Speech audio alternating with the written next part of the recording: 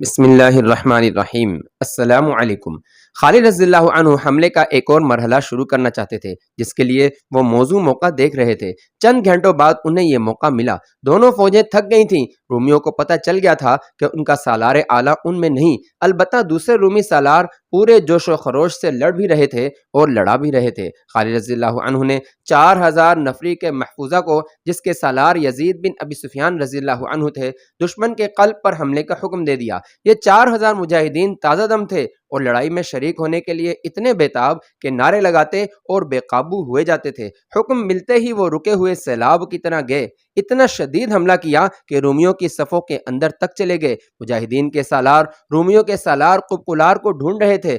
مرکزی جھنڈا اسی کے پاس تھا اور وہ وردان کا قائم مقام تھا۔ پہلے بتایا جا چکا ہے کہ اس نے وردان سے کہہ دیا تھا کہ مسلمانوں کے ساتھ صلح سمجھوتا کر لیا جائے۔ اس کی دوربین نگاہوں نے دیکھ لیا تھا کہ مسلمان رومیوں پر غالب آ جائیں گے۔ وردان نے اسے ڈانٹ دیا تھا۔ مورخ طبری اور ابو سعید نے لکھا ہے کہ مجاہدین کو قبقلار مل گیا۔ اسے دیکھ کر سب حیران رہ گئے۔ وہ سالار لگتا ہی نہیں تھا، وہ تو جنگ سے لا تعلق کھڑا تھا۔ اس نے اپنے سر پر اس طرح کپڑا لپیٹا ہوا تھا کہ اس کی آنکھیں بھی ڈھکی ہوئی تھیں۔ اس کے محافظوں نے بے دلی سے مقابلہ کیا، شاید اس لیے کہ وہ اپنے سپہ سالار کو نیم مردہ سمجھ رہے تھے۔ انہی سے پتہ چلا کہ یہ ہے قبقلار۔ مجاہدین نے اسے اسی حالت میں قتل کر دیا۔ بعض مورخوں نے خیال ظاہر کیا ہے کہ قبقلار نے اپنی آنکھوں پر اس لیے کپڑا ڈال رکھا تھا کہ وہ اپنے لشکر کا قتل عام نہیں دیکھ سکتا تھا۔ اس کی قوت برداشت جواب دے گئی تھی۔ رومیوں کا مرکزی پرچم گر پڑا۔ مجاہدین اب یہ نعرے لگا رہے تھے: خدا کی قسم، ہم نے رومیوں کے دونوں سپہ سالاروں کو قتل کر دیا ہے۔ رومیوں، تمہارا پرچم کہاں ہے؟ شہنشاہ ہرقل کو بلاؤ۔ رومیوں، تمہاری صلیبیں اور جھنڈے کہاں ہیں؟ مجاہدین اسلام تو اپنے اللہ اور رسول صلی اللہ علیہ وسلم اور ایک عقیدے کی خاطر لڑ رہے تھے، لیکن رومی جن کے حکم سے لڑ رہے تھے وہ مارے جا چکے تھے۔ مجاہدین کے پاس ایمان کی قوت تھی، وہ جادو کی طرح رومیوں پر غالب آ گئے۔ رومی بھاگنے لگے، ان میں سے کچھ بیت المقدس کی طرف بھاگے جا رہے تھے، کچھ غزہ اور بعض یافا کی طرف۔ رومیوں کی جنگی طاقت کو مکمل طور پر تباہ کرنے کے لیے خالد رضی اللہ عنہ نے اپنے سوار دستوں کو حکم دیا کہ بھاگتے دشمن کا تعاقب کریں اور کسی کو زندہ نہ چھوڑیں۔ وہ ایک عبرتناک منظر تھا۔ رومی جانیں بچانے کے لیے ادھر ادھر بھاگ رہے تھے اور مسلمان سوار ان کے تعاقب میں جا کر انہیں برچھیوں میں پرو رہے تھے۔ ان رومیوں نے اپنی تعداد پر بھروسہ کیا تھا، شراب کے نشے کو وہ اپنی طاقت سمجھتے تھے۔ انہوں نے مسلمانوں کو غریب اور نادار سمجھ کر انہیں ایک ایک دینار پیش کیا تھا۔ خالد رضی اللہ عنہ نے انہیں کہا تھا کہ تم سے دینار تو ہم لے ہی لیں گے۔ اب ان رومیوں کو کہیں بھی پناہ نہیں مل رہی تھی۔ ان کا میدان جنگ میں اتنا نقصان نہیں ہوا تھا جتنا میدان جنگ سے بھاگتے وقت ہوا۔ ان میں سے خوش قسمت وہ تھے جو بیت المقدس پہنچ گئے اور شہر میں داخل ہو گئے تھے۔ یہ قتل عام اس وقت رکا جب سورج غروب ہو گیا اور اندھیرا اتنا کہ سواروں کو اپنے گھوڑوں کے سر نظر نہیں آتے تھے۔ اس وقت خالد رضی اللہ عنہ اپنے خیمے میں تھے۔ انہیں بتایا گیا کہ داؤد نام کا ایک عیسائی عرب ان سے ملنے آیا ہے۔ خالد رضی اللہ عنہ نام سنتے ہی باہر کو دوڑے۔ خدا کی قسم داؤد! خالد رضی اللہ عنہ اسے گلے لگا کر بولے: تو نے میری فتح آسان کر دی ہے۔ بندوں کا شکریہ ادا کرنا بھی اعلیٰ اخلاق کی علامت ہوتی ہے۔ کوئی بھی انعام کافی نہیں ہو سکتا جو میں تجھے دوں۔ کہاں ہیں تیرے بیوی بچے؟ کسی نے ان پر ہاتھ تو نہیں اٹھایا؟ نہیں ابن ولید، داؤد نے کہا، میں کوئی انعام لینے نہیں آیا، مجھے انعام مل چکا ہے۔ دیکھ، میں زندہ ہوں اور میرا سارا خاندان زندہ ہے۔ اب ایک احسان مجھ پر یہ کر کہ یہ راز تیرے سینے میں رہے کہ میں نے تیری کچھ مدد کی تھی۔ روم کی شہنشاہی زندہ ہے، ابھی تو اس شہنشاہی میں داخل ہوا ہے، تیرا راز کیسر روم تک نہیں پہنچے گا۔ خالد رضی اللہ عنہ نے کہا، اور خدا کی قسم، تو مال غنیمت کے حصے کا حقدار ہے، میں تجھے حصہ دوں گا اور تو جو مانگے گا دوں گا۔ چند روز بعد مدینہ میں عید جیسی خوشیاں منائی جا رہی تھیں۔ خالد رضی اللہ عنہ نے خلیفۃ المسلمین ابوبکر صدیق رضی اللہ عنہ کو خط لکھا تھا کہ 3 گنا طاقتور رومیوں پر کس طرح فتح حاصل کی گئی ہے، جس میں 50,000 رومی ہلاک ہوئے ہیں اور ان کے مقابلے میں شہید ہونے والے مجاہدین کی تعداد 450 تھی۔ خالد رضی اللہ عنہ کا یہ خط پہلے مسجد میں پڑھ کر سنایا گیا، پھر مدینہ کی گلیوں میں لوگوں کو اکٹھا کر کے سنایا گیا۔ لوگ ایک دوسرے سے بغل گیر ہونے لگے، مدینہ فتح و مسرت کے نعروں سے گونجنے لگا۔ خالد رضی اللہ عنہ نے خلیفۃ المسلمین کو یہ بھی لکھا تھا کہ اب وہ دمشق کو محاصرے میں لیں گے، جو شام کا یعنی روم کی شہنشاہی کا بڑا ہی اہم شہر تھا۔ روم کی شہنشاہی بہت ہی وسیع تھی۔ جب مدینہ اور گرد و نواح کے لوگوں کو یہ خبر ملی کہ خالد رضی اللہ عنہ رومیوں پر ایک فتح حاصل کر کے دمشق کی طرف بڑھ رہے ہیں تو کئی مسلمان خالد رضی اللہ عنہ کی فوج میں شامل ہونے کے لیے تیار ہو گئے۔ ان میں ابو سفیان رضی اللہ عنہ بھی تھے جو مشہور شخصیت تھے۔ وہ اپنی بیوی ہند کے ساتھ روانہ ہو گئے۔ تقریباً 1400 سال پہلے ماہ اگست کے ایک روز جب مدینہ میں مسلمان اجنادین کی فتح پر خوشیاں منا رہے تھے، مدینہ سے دور، بہت ہی دور، شمال میں روم کی شہنشاہی کے ایک اہم شہر حمص پر مایوسی اور ماتم کی سیاہ کالی گھٹا چھا گئی تھی۔ رومیوں کے شہنشاہ ہرقل کے محل میں قہر اور غضب کی آوازیں گرج رہی تھیں۔ بصرہ کی شکست کی خبر لے کر جانے والا قاصد اگر وہاں سے کھسک نہ آتا تو ہرقل غصے میں اس کا سر کاٹ دیتا۔ ہمارے سپہ سالار وردان کو کیا ہو گیا تھا؟ شہنشاہ ہرقل نے غضبناک آواز میں پوچھا۔ مارا گیا ہے، اسے کانپتی ہوئی آواز میں جواب ملا، اور قبقلار، وہ کہتا ہے کہ میری تلوار کی ہوا سے ہی دشمن کٹ جاتا ہے، وہ بھی مارا گیا ہے، اور فاموس، وہ لڑائی سے پہلے ذاتی مقابلے میں مارا گیا تھا۔ شہنشاہ ہرقل نے ان تمام سالاروں کے نام لیے جو اجنادین کی لڑائی میں شامل تھے اور جن کی بہادری اور جنگی قیادت پر اسے بھروسہ تھا۔ اسے یہی جواب ملا کہ مارا گیا ہے یا شدید زخمی ہو گیا ہے۔ وہ سب ہلاک یا زخمی نہیں ہوئے تھے، ان میں سے بعض بھاگ گئے تھے، اور اب مسلمان دمشق کی طرف بڑھ رہے ہیں۔ شہنشاہ ہرقل کو بتایا گیا۔ دمشق کی طرف؟ اس نے ہڑبڑا کر کہا، نہیں نہیں، میں انہیں دمشق تک پہنچنے نہیں دوں گا، وہ دمشق ہم سے نہیں لے سکتے، وہاں میرا شیر موجود ہے۔ توما، دمشق کا سالار توما ہے۔ ہرقل تیز تیز قدم اٹھاتا اپنے شاہانہ کمرے میں چل رہا تھا اور اپنی ایک ہتھیلی پر دوسرے ہاتھ کے مکے مارے جا رہا تھا۔ تم نہیں دیکھ رہے وہ سلطنت اور روم کو ذلت اور رسوائی میں پھینک رہے ہیں، اور جنہوں نے ہمیں شکست دی ہے انہوں نے اپنے اوپر شراب حرام کر رکھی ہے۔ اس نے حکم دیا، گھوڑا تیار کرو، میں انطاکیہ جا رہا ہوں، اور میں اس وقت وہاں سے واپس آؤں گا جب میں آخری مسلمان کی بھی لاش دیکھوں گا۔ بادشاہ جنگ کے لیے جب کوچ کرتے تھے تو اس کے لیے بہت سے انتظامات کیے جاتے تھے۔ محافظ دستہ اور بادشاہ کی من پسند عورتیں ساتھ جاتی تھیں۔ ایسے انتظامات ہر وقت تیار رہتے تھے، مگر اب کہ ہرقل تو جیسے اڑ کر انطاکیہ پہنچنے کی کوشش میں تھا، اس کے کوچ کے انتظامات کرنے والوں پر قیامت ٹوٹ پڑی اور وہ انتظامات میں مصروف ہو گئے۔ خالد رضی اللہ عنہ اجنادین میں 7 روز رہے۔ انہوں نے اپنے سالاروں سے کہا کہ دشمن کو کہیں سستانے اور آرام لینے کی مہلت نہ دو، اسے اتنی مہلت نہ دو کہ وہ اپنی بکھری ہوئی جمعیت کو اکٹھا کر سکے۔ اس اصول کے تحت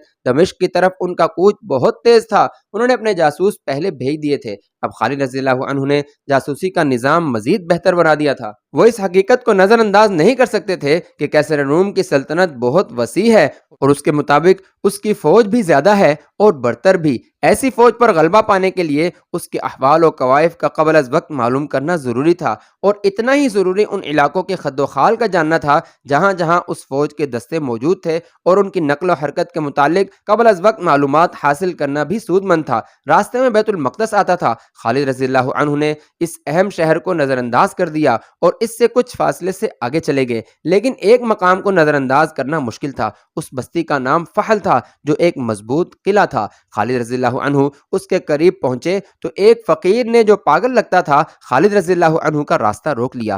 خالد بن ولید نے اسے اپنے پاس بلا لیا۔ کیا خبر لائے ہو؟ خالد رضی اللہ عنہ نے اس سے پوچھا۔ وہ خالد رضی اللہ عنہ کا جاسوس تھا۔ اس بستی کا نام فحل ہے۔ جاسوس نے کہا، آپ دیکھ رہے ہیں یہ قلعہ ہے، اس کے اندر فوج ہے، باہر کچھ بھی نہیں۔ رومیوں سے ہماری جہاں کہیں بھی ٹکر ہوگی، اس قلعے سے رومیوں کو کمک اور دیگر مدد ملے گی۔ خالد رضی اللہ عنہ نے اس قلعے کا محاصرہ ضروری نہ سمجھا۔ وہ اپنی نفری کم نہیں کرنا چاہتے تھے۔ دمشق کی تسخیر کوئی معمولی مہم نہیں تھی، بلکہ اپنی شکست کے امکانات بڑھتے جا رہے تھے۔ خالد رضی اللہ عنہ نے اپنے ایک نائب سالار ابو الاعور کو بلایا اور اسے حکم دیا کہ وہ ایک سوار دستہ اپنے ساتھ رکھے اور فحل کے قریب کہیں تیاری کی حالت میں موجود رہے۔ یہاں سے فوج باہر نکلے تو تیروں کی بوچھاڑیں مارے اور کسی کو باہر نہ نکلنے دے۔ خالد رضی اللہ عنہ وہاں رکے نہیں۔ ابو الاعور نے ایک سوار دستہ وہاں روک لیا اور اس قلعہ بند بستی کے جتنے دروازے تھے ان سب کے سامنے سوار متعین کر دیے۔ سواروں کو گھوڑے سے اترنے کی اور محدود سے فاصلے تک گھومنے پھرنے کی اجازت دے دی گئی۔ خالد رضی اللہ عنہ کی فوج جس کی تعداد 32,000 سے کم ہو گئی تھی، بظاہر بے ترتیب قافلے کی صورت میں دمشق کی جانب جا رہی تھی، لیکن اس کے ہر دستے کو اپنے فرائض کا علم تھا۔ ان میں ہرول دستہ بھی تھا اور ان میں عقب اور پہلوؤں کے حفاظتی دستے بھی تھے، اور یہ تمام دستے چوکنے ہو کر چلے جا رہے تھے۔ کسی بھی جگہ اور کسی بھی وقت ان پر حملہ ہو سکتا تھا۔ داؤد عیسائی نے خالد رضی اللہ عنہ کو خبردار کیا تھا کہ وہ تو ابھی روم کے شہنشاہی میں داخل ہوئے ہیں اور اس شہنشاہی کی حدود بہت وسیع ہیں۔ اس وقت تک رومی فوج کے دستے جہاں جہاں تھے وہاں ہرقل کا یہ حکم پہنچ چکا تھا کہ مسلمانوں کی فوج کو روکا جائے۔ اس حکم کے تحت دمشق کی طرف جانے والے راستوں پر رومیوں نے اپنے جاسوس بھیج دیے تھے۔ دریائے یرموک کے کنارے واقوسہ ایک قصبہ تھا۔ کسی رومی جاسوس نے خالد رضی اللہ عنہ کے لشکر کو آتے دیکھ لیا اور پیچھے جا کر اطلاع دے دی۔ جب خالد رضی اللہ عنہ واقوسہ کے قریب پہنچے تو رومی فوج کے بہت سے دستے خالد رضی اللہ عنہ کا راستہ روکنے کے لیے تیار کھڑے تھے۔ مورخوں نے لکھا ہے کہ اجنادین کی لڑائی سے بھاگے ہوئے کئی رومی فوجی واقوسہ پہنچ گئے تھے۔ انہیں بھی ان دستوں میں شامل کر لیا گیا تھا جو مسلمانوں کو روکنے کے لیے جنگی ترتیب میں کھڑے تھے، مگر ان میں لڑنے کا جذبہ سرد تھا کیونکہ ان پر مسلمانوں کا خوف طاری تھا۔ جن کمانداروں اور سپاہیوں نے ابھی مسلمانوں سے جنگ نہیں لڑی تھی وہ اجنادین کے بھگوڑوں سے پوچھتے تھے کہ مسلمان لڑنے میں کیسے ہیں؟ دیکھ لو۔ انہیں کچھ اس قسم کے جواب ملے۔ 30,000 نے 90,000 کو اس طرح شکست دی ہے کہ سپہ سالار سے چھوٹے سے سالار تک ایک بھی زندہ نہیں۔ انہوں نے ہماری آدھی نفری مار ڈالی ہے، زخمیوں کا کوئی حساب ہی نہیں۔ مت پوچھو دوستو، مت پوچھو، میں تو انہیں انسان سمجھتا ہی نہیں۔ ان کے پاس کوئی جادو ہے یا وہ جنات جیسی کوئی مخلوق ہیں۔ ان کا ایک ایک آدمی 10 آدمیوں کا مقابلہ کرتا ہے۔ ان کے سامنے کوئی جم کر لڑ ہی نہیں سکتا۔ پوچھتے کیا ہو؟ وہ آ رہے ہیں، خود دیکھ لینا۔ وہ آئے اور انہوں نے دیکھ لیا۔ دیکھ یہ لیا کہ مسلمان جو بے ترتیب قافلے کی طرح آ رہے تھے، دیکھتے ہی دیکھتے وہ جنگی ترتیب میں ہو گئے۔ عورتیں اور بچے پیچھے رہ گئے اور ان کا حفاظی دستہ اپنی جگہ پر چلا گیا۔ خالد رضی اللہ عنہ اپنے محافظوں وغیرہ کے ساتھ آگے ہو گئے اور دونوں فوجیں آمنے سامنے آ گئیں۔ پہلے بیان ہو چکا ہے کہ خالد رضی اللہ عنہ کے جنگی چالوں کا اور مجاہدین کو لڑانے کا انداز ایسا تھا کہ دشمن بوکھلا جاتا، پھر مسلمانوں کے حملے کی شدت سے دشمن کی سپاہیوں پر خوف طاری ہو جاتا تھا۔ ان میں سے جو سپاہی بھاگ نکلتے تھے وہ جہاں جاتے اس خوف کو اپنے ساتھ لے جاتے اور فوج میں پھیلاتے۔ یہ ثابت کرنے کے لیے کہ وہ بلا وجہ نہیں بھاگے، وہ اس خوف کو مبالغے سے اور ایسے طریقے سے بیان کرتے کہ سننے والے یہ سمجھ لیتے کہ مسلمانوں میں کوئی مافوق الفطرت قوت ہے۔ اس طرح خالد رضی اللہ عنہ نے دشمن پر ایک نفسیاتی اثر ڈال رکھا تھا جو ہر میدان میں ان کے کام آتا تھا۔ یہ قوت مافوق الفطرت ہی تھی جو عقیدے کی سچائی، ایمان کی پختگی اور جذبے کی شدت سے پیدا ہوئی تھی۔ مسلمان اللہ کے حکم سے لڑتے تھے، ان کے دلوں میں کوئی ذاتی غرض یا لالچ نہیں تھا۔ واقوسہ کے میدان میں جب رومی مسلمانوں کے مقابلے میں آئے تو ان کے انداز میں جوش و خروش تھا اور جارحیت بھی شدید نظر آتی تھی، لیکن خالد رضی اللہ عنہ نے جب حملہ کیا تو رومیوں میں لڑنے کا جذبہ اتنا شدید نہ تھا جتنا ہونا چاہیے تھا۔ خالد رضی اللہ عنہ نے سامنے سے حملہ کیا اور دونوں پہلوؤں کے کچھ دستوں کو پھیلا کر اس حکم کے ساتھ آگے بڑھایا کہ دشمن کے پہلوؤں کی طرف جا کر حملہ کریں۔ مورخوں کے مطابق رومی سامنے سے حملے کو روکنے کے لیے ایسی صورت اختیار کر بیٹھے کہ اپنے پہلوؤں کو نہ دیکھ سکے۔ ان پر جب دائیں اور بائیں سے بھی حملہ ہوا اور ان کے دائیں بائیں کے دستے مسلمانوں کے دباؤ سے اندر کو سکڑنے اور سمٹنے لگے تو وہ گھبرا گئے اور ان پر وہ خوف طاری ہو گیا جو خالد رضی اللہ عنہ کے نام سے منسوب تھا۔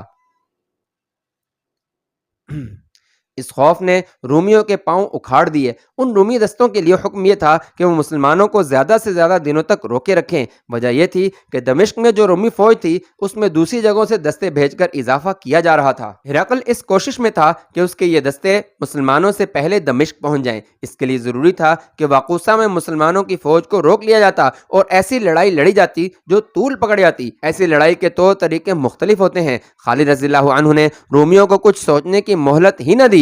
رومی بے شمار لاشیں اور زخمی میدان میں چھوڑ کر بھاگ گئے۔ خالد رضی اللہ عنہ وہاں اتنا ہی رکے کہ اپنے شہیدوں کا جنازہ پڑھ کر دفن کیا، زخمیوں کو ساتھ لیا اور مال غنیمت اکٹھا کیا اور چل پڑے۔ یہ اگست 634 عیسوی کا تیسرا ہفتہ جمادی الاخر 13 ہجری تھا۔ شہنشاہ ہرقل انطاکیہ جا پہنچا اور وہاں اپنا ہیڈ کوارٹر بنا لیا۔ حمص سے انطاکیہ کو روانہ ہونے سے پہلے اس نے دمشق کی رومی فوج کے سالاروں توما، ہربیس اور عزازیر کو پیغام بھیج دیا تھا کہ فوراً انطاکیہ پہنچیں۔ ہرقل کے پہنچتے ہی تینوں سالار انطاکیہ پہنچ گئے۔ کیا تم نے سن لیا ہے کہ تمہارے سالار وردان اور قلقلاب بھی مارے جا چکے ہیں؟ شہنشاہ ہرقل نے ان سے پوچھا۔ کیا تم بھی قیصر روم کی عظمت کو ذہن سے اتار دو گے؟ کیا تمہاری نظروں میں بھی صلیب کا تقدس ختم ہو چکا ہے؟ مسلمان ابھی تو ہمارے سامنے آئے ہی نہیں۔ سالار توما نے کہا، हमें अभी ना आपने आजमाया है ना मुसलमानों ने, उन्हें आने दें, मैं आपकी बेटी के आगे शर्मसार नहीं होऊंगा। तूमा शहनशाह हिरकल का दामाद था और वो दमिश्क का सिपह सालार था, बड़ा पक्का मजहबी आदमी था और अपने मजहब ईसाइयत के फरोग और तहफ़्फ़ुज़ के लिए सरगर्म रहता था। तूमा, हिरकल ने उसे कहा, तुम मजहब में इतने मगन रहते हो कि दमिश्क की दिफा की तरफ पूरी तवज्जो नहीं देते। मैं तो ये समझता हूँ कि मजहब न रहा तो दमिश्क भी नहीं रहेगा। तूमा ने कहा, क्या आप नहीं जानते कि मुसलमानों के खिलाफ जंग में मजहब भी शामिल है? मैं अकेला तो नहीं, जंगी मामले सालार हरबीस के पास हैं और सालार अजाजीर भी मेरे साथ है। क्या अजाजीर फारसियों को और फिर तुर्कों को कई लड़ाइयों में शिकस्तें नहीं दे चुका है? जितना भरोसा मुझे अजाजीर पर है उतना तुम दोनों पर नहीं। हिरकल ने कहा, अजाजीर तजर्बाकार सालार है, तुम दोनों को अभी साबित करना है कि तुम अजाजीर के हम पल्ला हो। अजाजीर रूमियों का बड़ा ही काबिल और दलेर सालार था, उसने बहुत सी लड़ाइयाँ लड़ी और हर मैदान में फतह हासिल की थी। अरबी जुबान पर उसे इतना अबूर हासिल था कि वो अरबी बोलता तो शक होता था कि अरब का रहने वाला है। दमिश्क की फौज का कमांडर दरअसल वही था। इंताकिया में कुलूस नाम का एक रूमी सालार था, उसे हिरकल ने 5000 नफरी की फौज देकर दमिश्क जाने को कहा।